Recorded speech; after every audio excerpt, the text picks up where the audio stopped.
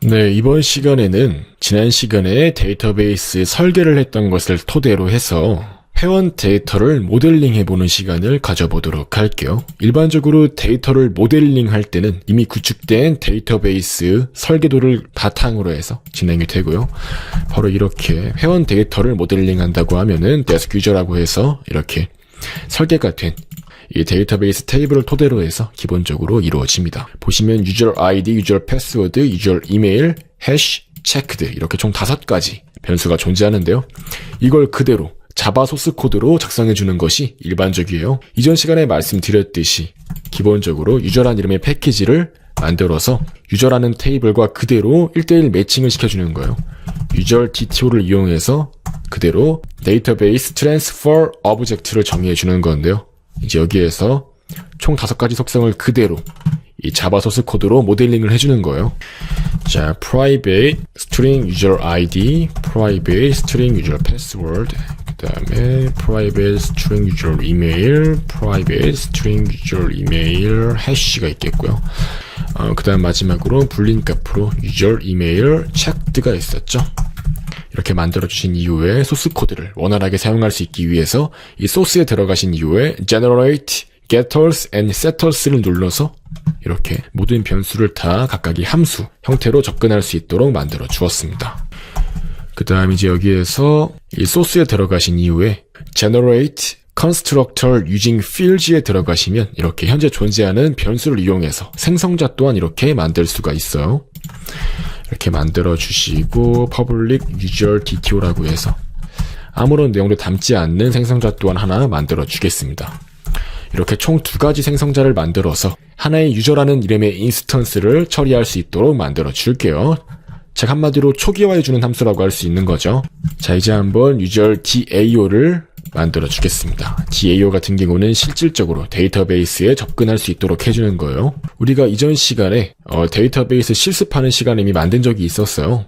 보시면은 유틸에 데이터베이스 유틸이 보이시죠? 이런 식으로 우리의 데이터베이스에 접근을 해서 현재 접근된 상태인 그 객체를 반환하도록 해주는 하나의 함수를 만들었었죠. 이제 이걸 그대로 복사해서 컨트롤 C를 눌러서 복사하신 뒤에 우리의 새로운 프로젝트 렉처 이밸루에이션에 붙여넣기 해줄게요. 닫아주시고요. 이제 여기에서 데이터베이스 이름만 바꿔주면 되겠죠. 렉처 이밸루에이션이었어요. 이렇게 만들어 주시면은 성공적으로 우리가 새롭게 만든 렉처 이밸루에이션이라는 이름의 데이터베이스에 루트 계정으로 접근을 하는 거고요. 이제 유저 DAO에서는 해당 접근에 성공한 그 데이터베이스 객체를 이용해서 실제로 회원가입을 하고 로그인을 하고 그런 전반적인 함수들을 데이터베이스 관련 함수들을 정의해 줄 수가 있는 거예요. 바로 한번 정의를 해주도록 할게요. 자, public user DAO, 즉 바로 다음과 같이 해줄게요. public int login이라고 해서 사용자가 로그인을 하는 함수를 만들어 줄게요. 로그인에 성공했으면은 1을 반환하고 뭐 그런 식으로 처리를 할 수가 있겠죠. string SQL을 넣어서 select user password from user 해가지고 그 user ID를 넣어줍니다. 즉 사용자로부터 입력받은 그 user ID가 가지는 패스워드를 이렇게 불러와서 다뤄주겠다는 거죠. 이렇게 try catch 문구를 넣어서 예외를 처리할 수 있도록 합니다. 오류가 발생한 경우에는 오류를 출력할 수 있도록 해주시면 되고요. 이제 여기에서 이렇게 바깥쪽에다가 prepared statement를 이용해서 특정한 SQL 문장을 성공적으로 수행할 수 있도록 만들어 줄게요. 처음엔 이렇게 널 값을 넣어 주시고요. 커넥션 객체 또한 하나 만들어 주겠습니다. 널 값을 마찬가지로 넣어 주시고요. 자, 전부 다 java.sql 패키지에서 이렇게 임포트를 해줄 수 있도록 합니다. 즉 이렇게 외부 라이브러리를 가져오는 거라고 할 수가 있고요. 그 다음에 이제 result set 또한 초기화해 줄게요. result set 같은 경우는 이제 특정한 SQL 문장을 실행한 이후에 그 나온 결과값에 대해서 처리를 해주고자 할 때 사용할 수 있는 하나의 클래스고요. 바로 이렇게 try 구문 안에서 초기화해 주도록 합니다. 자, 커넥션 객체 같은 경우는 database util.getConnection을 이용해서 초기화해 주고요. 즉 이제 우리가 사전에 정의했던 이 함수를 이용해서 lecture evaluation 데이터베이스에 접근한 뒤에 그 연결된 형태의 객체 자체를 반환하도록 만들어주는 거고요. 이제 여기에서 연결이 되었으니까 실제로 연결된 그 객체는 이 con 객체에 담기게 되고요. 이제 prepared statement를 이용해서 con 객체에서 이렇게 우리가 위에 정해주었던 이 SQL 문장을 실행할 수 있는 형태로 준비를 시켜준다고 생각하시면 되고요. 그 다음 이제 사용자로부터 입력을 받은 그 ID 값을 실제로 이 물음표 안에다가 넣어주는 거예요. setString이라고 해서 첫 번째 물음표, 즉 바로 여기에다가 사용자로부터 입력을 받은 유저 ID 값을 넣어주는 거고요. 이제 실제로 이 SQL 문장을 데이터베이스에서 실행을 시켜서 그 결과를 이 RS에 담아주는 거죠. 자, 이렇게 문장을 실행한 결과를 담아주시고 이제 이 SQL 문장을 실행한 결과가 존재하는 경우에 한해서 만약에 실제 사용자의 비밀번호와 사용자가 입력한 그 유저 패스워드 값이 일치하는 경우 1을 반환합니다. 이제 이거 같은 경우는 로그인 성공을 의미하는 거고요. 이제 그렇지 않은 경우에는 return 0을 내서 아이디는 존재하지만 비밀번호가 틀리다고 알려주면 되는 거고요. 이제 아예 결과가 존재하지 않는다는 것은 아이디가 없다는 소리니까 이렇게 -1로 아이디 없음을 알려주시면 되고요. 이제 만약에 오류가 발생한 경우 이렇게 return -1을 통해서 데이터베이스 오류라고 출력을 해주시면 됩니다. 그 다음 이제 기본적으로 이 커넥션 객체, 프리페어런스 스테이트먼트와 리서트 셋은 전부 다 한 번 사용이 되고 나면은 자원을 해제해주는 것이 중요해요. 그래서 이렇게 반드시 종료 이후에는 finally를 이용해서 만약에 커넥션 객체가 널 값이 아니라면 커넥션 객체를 닫아주어라 라고 이렇게 만들어줄 수가 있는 거고요. 이제 그건 이런 식으로 트라이 캐치 구문으로 감싸서 처리하는 것이 일반적이고요. 이렇게 오류가 발생한 경우 오류를 출력할 수 있도록 만들어주시면 되고 이제 이런 식으로 커넥션 객체를 닫아주시고 마찬가지로 프리페어 스테이트먼트와 리설트 셋 또한 마찬가지로 닫아주시면 됩니다. 이렇게 해주시면 되고요. 즉 이렇게 완전하게 특정한 사용자가 입력한 아이디와 비밀번호 정보를 통해서 로그인을 시도하는 하나의 로그인이라는 함수를 정의해 본 것입니다. 이렇게 성공적으로 데이터베이스에 접근한 이후에는 접근한 자원들을 전부 다 해제해 줌으로써 서버에 무리가 가지 않도록 해주는 거고요. 따로 데이터베이스에 접근하는 함수 같은 경우는 이렇게 외부 유틸 패키지에다가 정의를 해줌으로써 안정적으로 이렇게 모듈화를 한 것을 알 수가 있습니다. 이제 이렇게 로그인 함수를 만들어 줬기 때문에 한번 회원가입 함수 또한 만들어 보도록 할게요. 이제 이어서 회원가입 함수 또한 만들어 줄게요. 이걸 그대로 복사하신 뒤에 그냥 붙여넣기 하는 게 더 편하겠죠. 붙여넣기 한 뒤에 이름은 join이라고 바꾸신 뒤에 이제 여기에서 한 개의 유저라는 이름의 객체를 받아서 그대로 회원가입 시킬 수 있도록 할게요. 자, 이렇게 하신 뒤에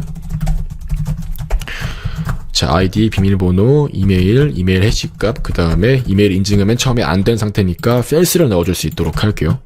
그 다음 이제 각각의 총 4개의 물음표에다가 데이터를 담아주면 되겠죠. 유저 객체에 존재하는 유저 아이디, 그 다음에 유저 패스워드, 그 다음에 유저 이메일, 그 다음에 유저 해시까지 이렇게 넣어주겠습니다. 이렇게 넣은 뒤에 해당 바로 실행한 결과를 반환해주면 돼요. 이제 크게 총 2가지가 존재해요. 이 프리페어리 스테이트먼트 같은 경우는 execute update가 존재하고 그 다음에 execute 쿼리가 존재합니다. 이 쿼리 같은 경우는 이제 데이터베이스에서 검색하는 것, 즉 데이터를 조회할 때 쓰는 거고요. 이렇게 result set이란 걸 이용해서 그 결과를 확인할 수가 있는 형태고 이렇게 insert나 update, delete 그런 것들은 execute update라는 함수를 이용해서 처리를 합니다. 이 업데이트는 실제로 영향을 받은 그 데이터의 개수를 반환하기 때문에 만약에 성공적으로 회원가입이 이루어졌다면 한 명이 추가가 된 거기 때문에 1이라는 값을 반환하겠죠. 즉 1이라는 값이 반환이 된다면 회원가입이 성공한 것이고 1이 아니라 -1이 반환이 된 경우에는 데이터베이스 오류나 아니면 회원가입 실패가 발생한 거라고 할 수가 있겠죠. 이제 일반적으로 회원의 아이디가 겹칠 때는 이제 프라이머리 키가 유저 아이디에 걸려있기 때문에 -1 값이 반환이 되어서 회원가입 실패임을 알려줄 수가 있겠죠. 이제 이렇게 아주 간단하게 사용자로부터 입력받은 회원가입 정보를 바로 SQL 문장을 실행함으로써 그 결과를 1 또는 -1로 반환할 수가 있는 것입니다. 즉 이제 이 함수를 실제로 실행하는 액션 페이지에서는 그 결과가 1인 것을 확인해서 회원가입이 이루어졌구나 하고 회원가입에 성공했습니다 라는 그러한 메시지를 사용자한테 출력해 줄 수가 있는 거죠. 이제 그런 식으로 간단하게 이 회원 가입 부분의 함수까지 한번 개발을 해보았습니다. 이제 이어서 이제 현재 사용자가 이메일 검증이 되었는지 한번 확인하는 함수 또한 만들어 보도록 할게요. 즉 특정한 아이디 값을 가지는 사용자가 이메일 검증이 되었는지 확인하는 함수 또한 만들어 주겠습니다. 이제 기본적으로 이메일 검증이 안 되면 강의 평가를 작성할 수 없도록 할 거기 때문에 이 함수가 필요한 것이고요. 자, select 한 다음에 user email checked라는 이름의 속성의 값을 가져오도록 만들어 주는 거고요. 자, where 한 다음에 user id 값이 이렇게 물음표인 경우로 한번 넣어 주겠습니다. 즉 사용자의 id 값을 입력을 받아서 이제 그 사용자가 이메일 검증이 되었는지 확인을 해 주는 거고요. 이제 바로 사용자로부터 입력을 받은 그 user id 값을 넣어 주도록 하고, 이제 execute query라고 해서 result set에 그 결과를 담아 주시고, 이제 만약에 결과가 존재하는 경우, 즉 존재하는 사용자의 아이디인 경우 바로 이렇게 get boolean이라고 해서 첫 번째 속성, 즉 user email checked 속성의 값을 반환하도록 만들어 주는 거예요. 만약에 성공적으로 그 해당 사용자가 이메일 인증이 되었다면 true 값을 반환하겠고요. 그렇지 않다면 false 값을 반환하겠죠. 이렇게 데이터베이스 오류라고 넣어주시면 되고요. 아주 깔끔하게 작성이 된 것을 확인할 수가 있습니다.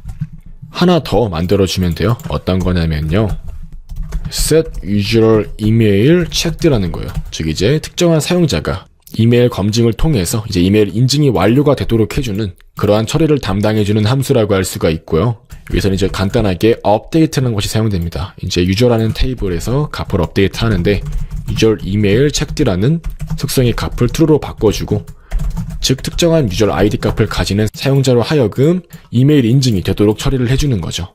이렇게 해주시면 아주 간단하게 처리가 될 겁니다. 이제 여기에선 바로 return 하신 뒤에 해당 SQL 구문을 실행한 결과를 바로 반환할 수 있도록 만들어 줄게요. execute update라고 해서 실행해 주시면 되고요. 이제 여기에서는 return을 그냥 지워주도록 하고, 이제 기본적으로 한번 인증이 된 사용자라고 하더라도 추가적으로 인증을 할 수 있도록 그냥 이렇게 만들어 줄게요. 즉 이제 특정한 이메일 확인 링크를 누르게 되면은 그 사용자에 대한 이메일이 인증이 되는 건데, 이미 인증이 된 상태라고 하더라도 마찬가지로 인증을 시켜줘야겠죠. 그렇기 때문에 이렇게 단순하게 SQL 문장을 실행한 이후에 true 값을 반환하도록 만들어 주었고요. 데이터베이스 오류가 발생하는 경우 이렇게 바깥쪽에서 false 값이 반환되도록 만들어 주겠습니다. set user email checked라는 함수 또한 만들어진 것을 확인할 수가 있고요. 그리고 추가적으로 한 가지만 더 함수를 만들어 줄게요. 어떤 거냐면은 특정 회원의 이메일 자체를 반환해주는 함수를 만들어 줄게요. 즉 이제 get user email이에요. 사용자로부터 아이디 값을 입력받아서 그 아이디 값이 가지는 이메일 주소를 바로 반환할 수 있도록 만들어 주는 거고요. 이제 한번 이걸 그대로 복사해서 넣어주겠습니다. 넣어주시고 이제 user email 체크 대신에 user 이메일을 넣어주면 되겠죠. 그 다음에 이제 get string 형태로 반환하도록 만들어주면 되는 거예요. 그 다음에 이제 여기다가 널 값을 넣어서 오류가 발생하는 경우에는 널 값이 반환되도록 설정해 주시면 됩니다. 이렇게 아주 깔끔하게 user 이메일을 알아내는 get user email 함수까지 한번 작성을 해보았고요. 총 이제 이렇게 해서 5가지의 함수를 정의했다고 할 수 있습니다. 다시 한번 설명드리자면 이 로그인 함수 같은 경우는 아이디와 비밀번호를 받아서 로그인을 시도해주는 함수고요. 그 결과는 정수형으로 반환되고요. 그 다음에 이제 조인 같은 경우는 사용자의 정보를 입력받아서 회원가입을 수행해주는 함수로서 그 결과 또한 정수형으로 반환됩니다. 그 다음에 get user email 같은 경우는 사용자의 아이디 값을 받아서 그 사용자의 이메일 주소를 반환해주는 함수로서 결과 값은 문자열이고요. 그 다음에 get user email checked 같은 경우는 사용자가 현재 이메일 인증이 되었는지 확인해주는 함수로서 결과는 참 혹은 거짓, 즉 물린 값으로 반환되고요. 마지막으로 set user email checked 같은 경우는 특정한 사용자의 이메일 인증을 수행해주는 함수라고 할 수 있습니다. 네, 이렇게 이번 시간까지 해서 회원 데이터의 모델링을 모두 마치도록 하겠습니다. 이제 실제로 이렇게 만들어 본 함수를 이용해서 로그인 회원가입 이러한 기능들을 수행해 볼 수가 있는 겁니다. 다음 시간부터 해서 바로 회원가입 기능부터 구현해 보도록 할게요.